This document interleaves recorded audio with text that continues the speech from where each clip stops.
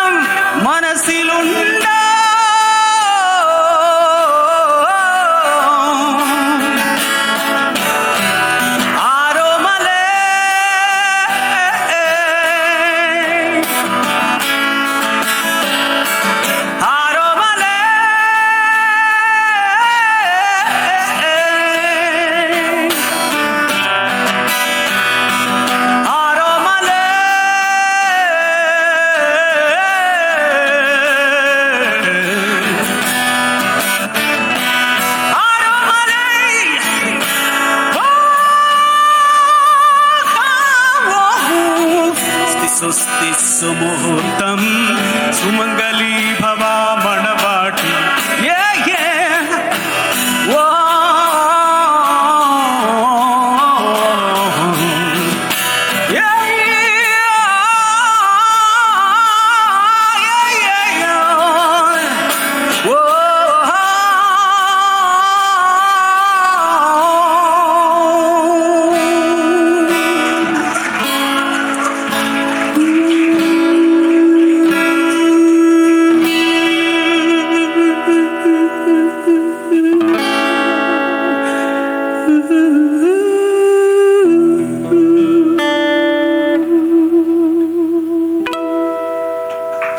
I'm Alphons Joseph. I want to tell you the story of my music morphosism. It happened during 2008. I was doing a Lalaton movie, Casanova. I started composing one song. It was that time I had a concert in Australia. So I asked Roshan Andrews that if I can, take a break and come back and do the remaining songs. He said, okay, that's fine. We have enough time. So at the same time, another happy thing was happening in my life. My second baby was on arrival. It went on like, hectic schedule. And finally, I started my journey to Australia. So there was a pre-concert happening in New Zealand. So we reached there. After the New Zealand concert, we were just rushing, get flight to Australia. A small pain started developing on the back of my neck. When I reached Australia, it was huge. It was so bad that I was not able to stand, I was not able to sit. I was just literally lying down. And I consulted a doctor there. They gave me painkillers, a lot of other medicines, gave me injection in different parts of my body. It didn't help me. Each day it was a kind of very desperate for me because, slowly, my two fingers started getting numb. I was not able to play guitar, which is very painful for me because I was lead guitarist. But I pushed myself because the show must go on. I pushed myself, and finally, when I get back to India, I consulted a doctor here. The doctor said, Alphons, you have to stop everything. Whatever activities you are doing, you just stop it because it's risky. It may affect your health and it may end up in paralysis.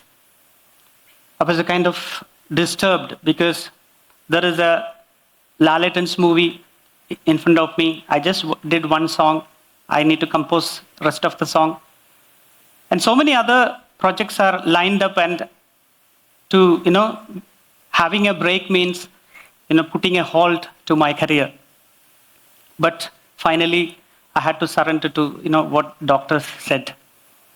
And it was really painful for me to, go through that life journey. Something like this happens to a musician. It is really prone to depression. And I was also kind of, going through that kind of a stage. And it was that time, a song came into my mind. It was a gospel song, which I heard from childhood onwards. The meaning was something like this: seek God and His righteousness, and be a thankful heart for everything happening into your life. And everything will be, whatever you needed, everything will be added unto you. That was a kind of giving me hope, practicing this gratitudeness.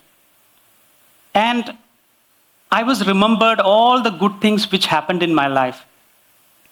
And a lot of songs, other songs which inspired my life, all songs came into my heart.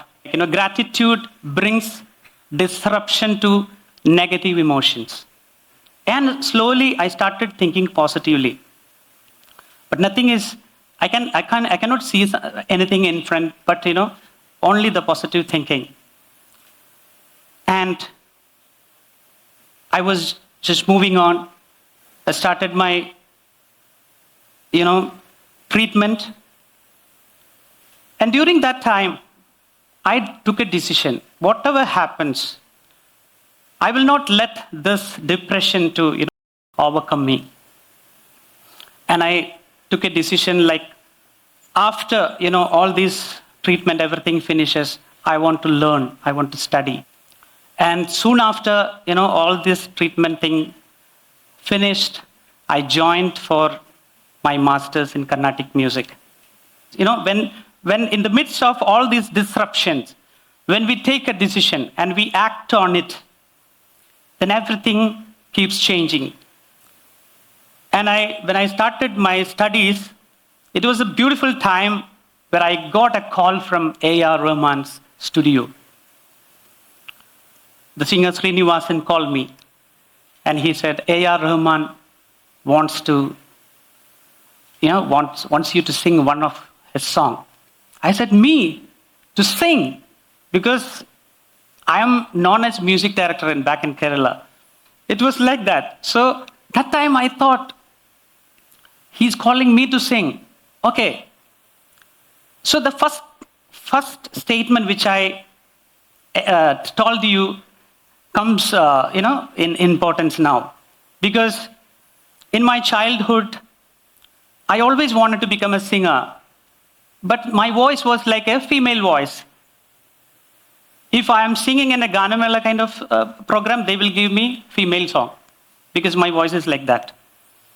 So at that time, only that, those who has got the certain kind of profound voice, they can sing, prominent songs. So I was thinking, why I have this kind of voice? This is my worst weakness in my life. Why God gave me this kind of voice? I used to say like that. But you know what? My perceived weakness, which I, thought about my weakness is my voice, that became my most strong weapon in my life. You understand? Rahman sir called me only because of this voice. So that is what I try to tell you. Anyway, after this music morphosism went on. I went to Chennai. There I understood that, he didn't compose any song. Then what kind of a song I'm going to sing? And I understood from the assistant of Gautam Menon, who is the director, that there is no song as such according to the script. Last minute, Rahman sir wanted to compose one song for this movie. And they are thinking about, making this song as a promo song. It's not there in the movie. So I, came into the gratitude mood again, even if it is a promo song. I'm singing for A.R. Rahman, the legend. That was the greatest moment in my life. And after the singing session, I came back. I got a call from Gautam Menon, the director Gautam Menon. He asked me, "Hey, Alphons, do you have UK visa?" I said, "No, I don't have UK visa." Then he said, "We all are planning to go to UK for the audio launch. It is happening in BAFTA Theatre. And we wanted you to come with us." I said, "I really want to come, but I don't have UK visa."